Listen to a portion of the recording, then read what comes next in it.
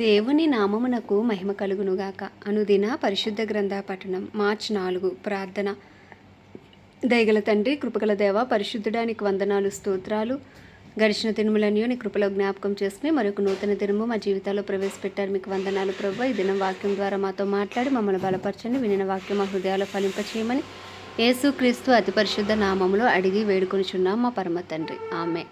మొదటి సమూయేలు గ్రంథము 12 నుండి 14 అధ్యాయములు. 12వ అధ్యాయము.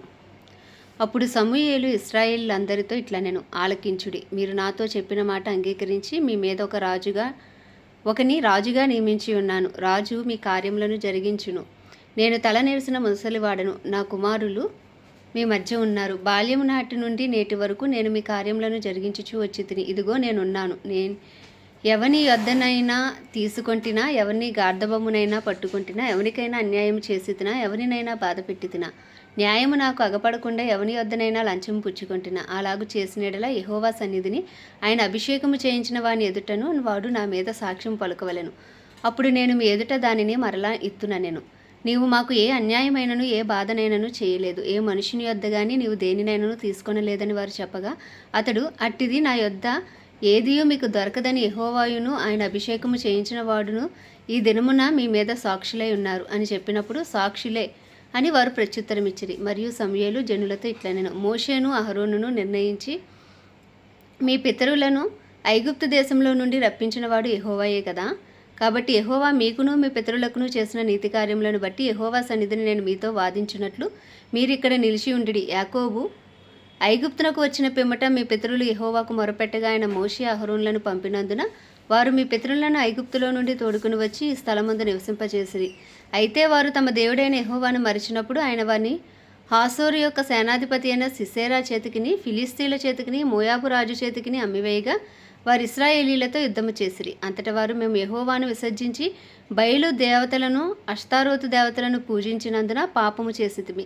మా శత్రువుల చేతిలో నుండి నీవు మమ్మును విడిపించిన ఎడల మేము నిన్ను సేవించదమని యెహోవాకు మొరపెట్టగా, యెహోవా యెరుబ్బయలును, బేదానును, యెఫ్తాను, సమూయేలును పంపి నలుదిశలా మీ శత్రువుల చేతిలో నుండి మిమ్మల్ని విడిపించినందున మీరు నిర్భయముగా కాపురం చేయుచున్నారు. అయితే అమోనీయుల రాజైన నాహాషు మీ మీదకు వచ్చుట మీరు చూడగానే మీ దేవుడైన యెహోవా మీకు రాజై ఉన్నను, ఆయన కాదు ఒక రాజు మిమ్మల్ని ఏలవలనని మీరు నాతో చెప్పితిరి. కాబట్టి మీరు కోరి ఏర్పరచుకున్న రాజు ఇతడే. యెహోవా ఇతనిని మీ మీద రాజుగా నిర్ణయించి ఉన్నాడు. మీరు యెహోవా యందు భయభక్తులు కలిగి ఆయన మాటను విని ఆయనను సేవించి ఆయన ఆజ్ఞను భంగము చేయక మీరును మిమ్మల్ని ఏలు రాజును మీ దేవుడైన యెహోవాను అనుసరించిన ఎడల మీకు క్షేమము కలుగును. అయితే యెహోవా మాట వినక ఆయన ఆజ్ఞను భంగము చేసిన ఎడల యెహోవా హస్తం మీ పితరులకు విరోధముగా ఉండినట్లు మీకును విరోధముగా ఉండును. మీరు నిలిచి చూచుచుండగా యెహోవా జరిగించి గొప్ప కార్యమును కనిపెట్టుడి.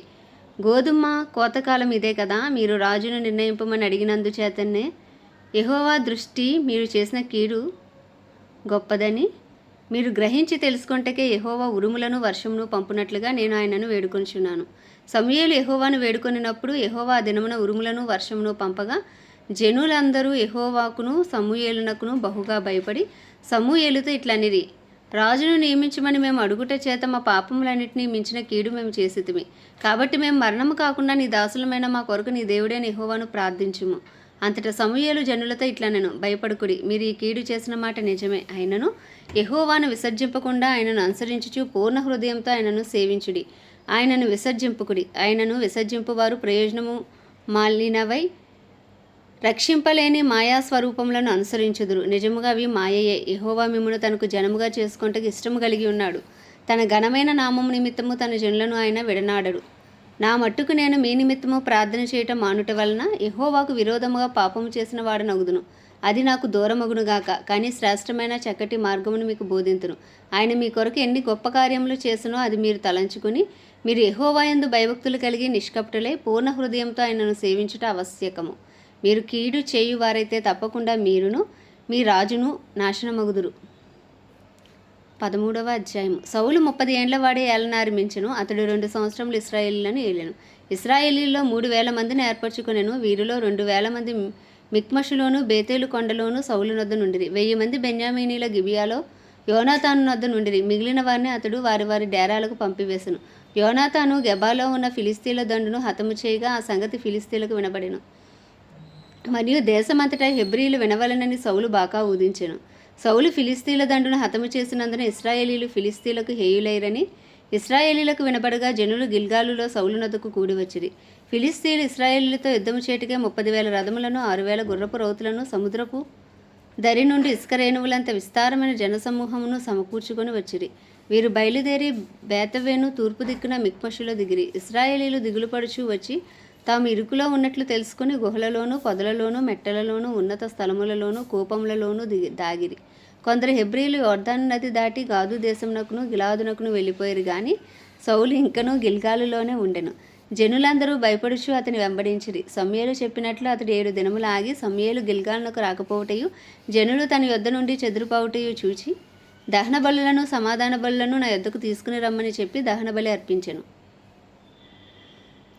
అతడు దహనబలి అర్పించి చాలించిన వెంటనే సమూయేలు వచ్చెను. సౌలు అతనిని కలుసుకొని అతనికి వందనము చేయుటకే బయలుదేరగా సమూయేలు అతనితో నీవు చేసిన పని ఏమని అడిగాను. అందుకు సౌలు జనులు నా యొద్ద నుండి చెదిరిపోవటయు నిర్ణయకాలంలో నీవు రాకపోవటయు ఫిలిస్తీన్లు మిక్మషులో కూడి ఉండేటయు నేను చూచి ఇంకనూ యెహోవాను శాంతిపరచక మునిపే ఫిలిస్తీన్లు గిల్గాలునకు వచ్చి నా మీద పడుదురు అనుకొని నా అంతట నేను సాహసించి దహనబలి అర్పించి తినను. అందుకు సమూయేలు ఇట్లా నేను నీ దేవుడైన యెహోవా నీకు ఇచ్చిన ఆజ్ఞను గైకొనక నీవు అవివేకపు పని చేసితివి. నీ రాజ్యమును ఇశ్రాయేలీల మీద సదాకాలము స్థిరపరచుటకు యెహోవా తలంచి ఉండెను. అయితే నీ రాజ్యము నిలవదు. యెహోవా తన చిత్తానుసారమైన మనస్సు గల ఒకని కనుగొని ఉన్నాడు. నీకు ఆజ్ఞాపించిన దాన్ని నీవు గైకొనకపోతివి గనుక యెహోవా తన జనుల మీద అతనిని అధిపతిగా నియమించును. సమూయేలు లేచి గిల్గాలును విడిచి బెన్యామీనీల గిబియాకు వచ్చెను. సౌలు తన యొద్దనున్న జనులను లెక్కపెట్టగా వారు దాదాపు 600 మంది ఉండిరి. సౌలును అతని కుమారుడైన యోనాతానును తమ దగ్గరనున్న వారితో కూడా బెన్యామీనీల గిబియాలో ఉండిరి. ఫిలిస్తీన్లు మిక్మషులో దిగి ఉండిరి. మరియు ఫిలిస్తీన్ల పాలెంలో నుండి దోపుడుగాండ్రు 3 గుంపులుగా బయలుదేరి ఒక గుంపు షూయాలు దేశమున ఒఫ్రాకు పోవు మార్గమున సంచరించును. 2వ గుంపు బేత్ హోరోనుకు పోవు మార్గమున సంచరించును. 3వ గుంపు అరణ్య సమీపమందుండు జెబోయీములోయ సరిహద్దు మార్గమున సంచరించెను.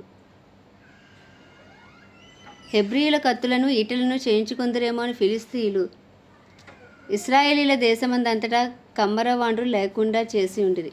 కాబట్టి ఇశ్రాయేలీలందరూ తమ నక్కలను పారలను గొడ్రండ్రను పోటకత్తులను పదును చేయించడానికే ఫిలిస్తీన్ల దగ్గరకు పోవలసి వచ్చింది. అయితే నక్కలకును పారలకును 3 ముండ్లు గల కొంకులకును గొడ్రండ్రకును మునుకోల కర్రలు సరిచేయుటకును ఆకురాలు మాత్రము వారి యొద్ద ఉండెను. కాబట్టి యుద్ధ దినమందు సౌలు నొద్దను యోనాతాను నొద్దను ఉన్న జనులలో ఒకని చేతిలోనైనను కత్తియే గాని ఏటియే గాని లేకపోయాను. సౌలునకును అతని కుమారుడైన యోనాతానుకును మాత్రము అవి ఉండెను. ఫిలిస్తీన్ల దండు కావలివారు కొందరు మిక్మషు కనుమకు వచ్చిరి. ఆమేన్. దేవుడి పరిశుద్ధ వాక్యము మన వినికిడిలో దీవించునుగాక. ప్రార్థన. దయగల తండ్రి, కృపగల దేవ, పరిశుద్ధుడానికి వందనాలు, స్తోత్రాలు. జీవాధిపతి, న్యాయాధిపతి నీకు వందనాలు నాయన.